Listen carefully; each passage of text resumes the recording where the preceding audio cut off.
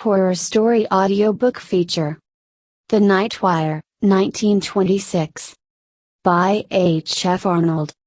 A horror short story written by H. F. Arnold and first published in Weird Tales in 1926.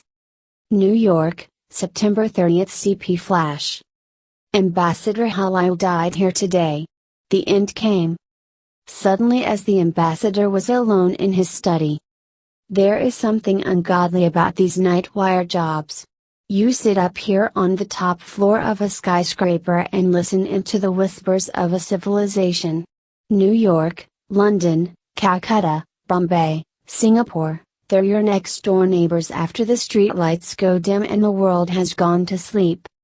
Alone in the quiet hours between 2 and 4, the receiving operators doze over their sounders and the news comes in. Fires and disasters and suicides. Murders, crowds, catastrophes. Sometimes an earthquake with a casualty list as long as your arm. The night wire man takes it down almost in his sleep, picking it off on his typewriter with one finger. Once in a long time you prick up your ears and listen. You've heard of someone you knew in Singapore, Halifax or Paris, long ago. Maybe they've been promoted, but more probably they've been murdered or drowned. Perhaps they just decided to quit and took some bizarre way out. Made it interesting enough to get in the news. But that doesn't happen often. Most of the time you sit and doze and tap on your typewriter and wish you were home in bed. Sometimes, though, queer things happen. One did the other night, and I haven't got over it yet. I wish I could. You see, I handle the night manager's desk in a western seaport town. What the name is, doesn't matter.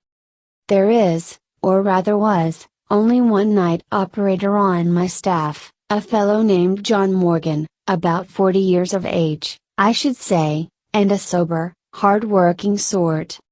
He was one of the best operators I ever knew, what is known as a double man.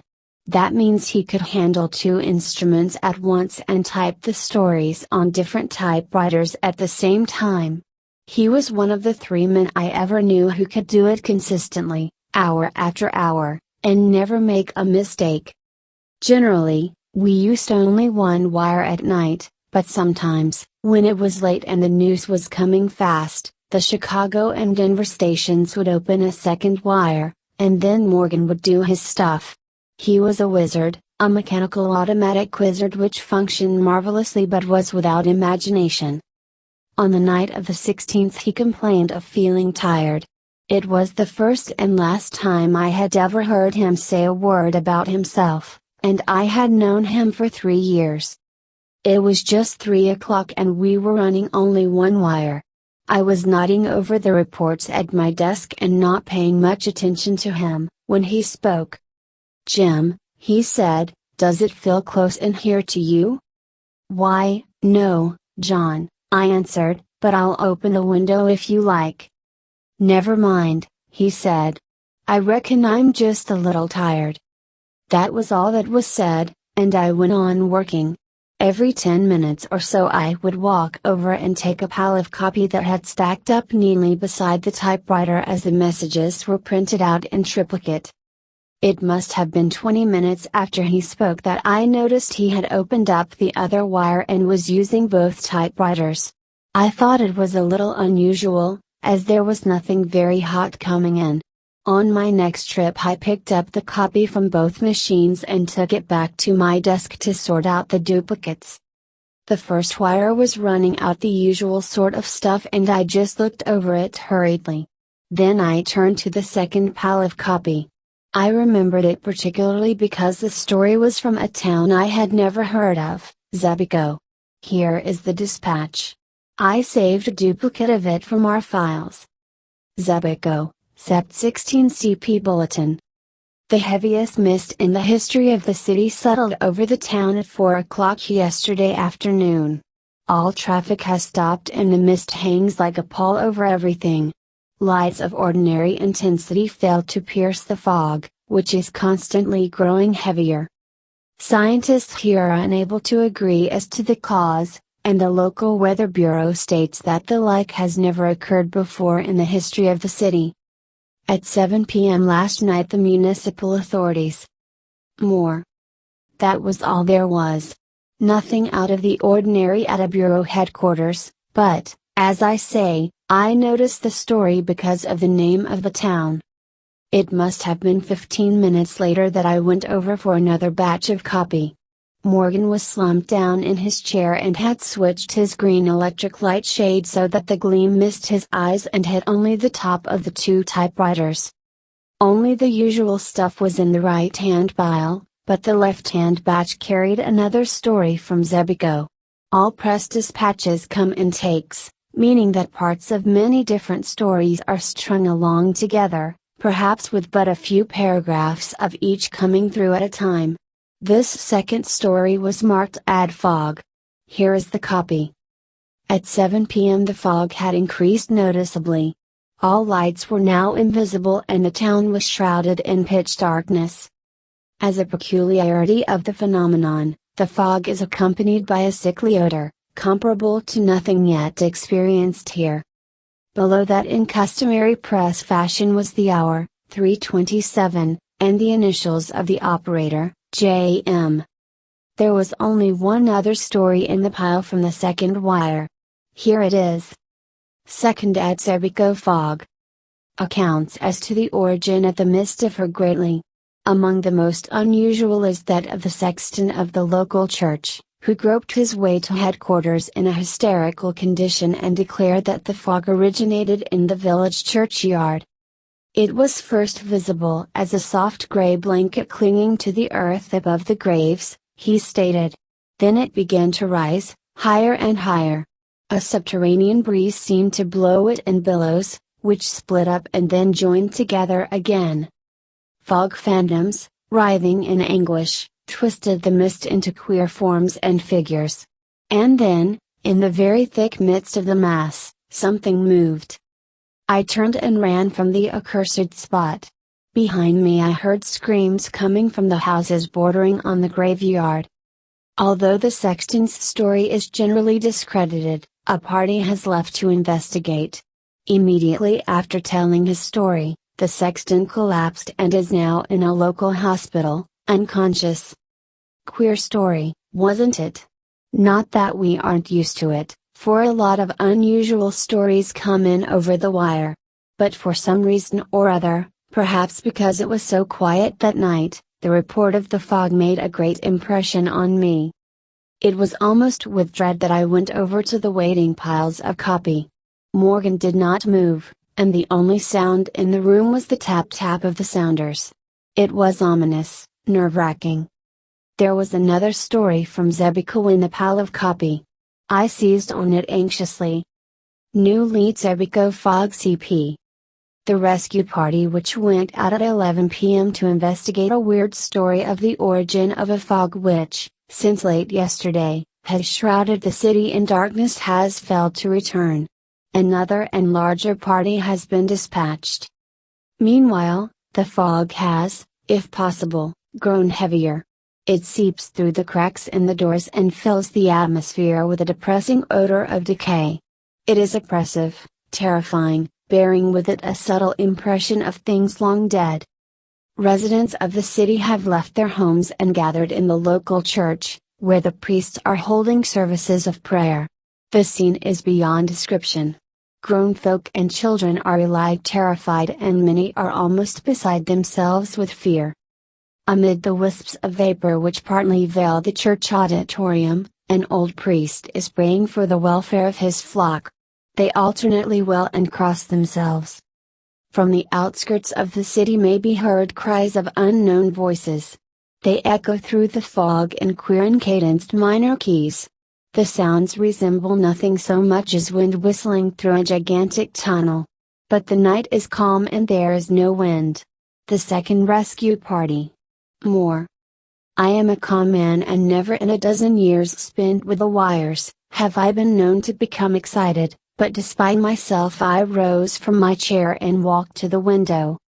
Could I be mistaken, or far down in the canyons of the city beneath me did I see a faint trace of fog? Pshaw! It was all imagination. In the press room, the click of the sounders seemed to have raised the tempo of their tune. Morgan alone had not stirred from his chair. His head sunk between his shoulders, he tapped the dispatches out on the typewriters with one finger of each hand. He looked asleep, but no, endlessly, efficiently, the two machines rattled off line after line, as relentlessly and effortlessly as death itself. There was something about the monotonous movement of the typewriter keys that fascinated me. I walked over and stood behind his chair, reading over his shoulder the type as it came into being, word by word. Ah, here was another. Flash Zebico CP. There will be no more bulletins from this office. The impossible has happened. No messages have come into this room for 20 minutes. We are cut off from the outside and even the streets below us. I will stay with the wire until the end. It is the end, indeed. Since 4 p.m. yesterday the fog has hung over the city. Following reports from the sexton of the local church, 2 rescue parties were sent out to investigate conditions on the outskirts of the city.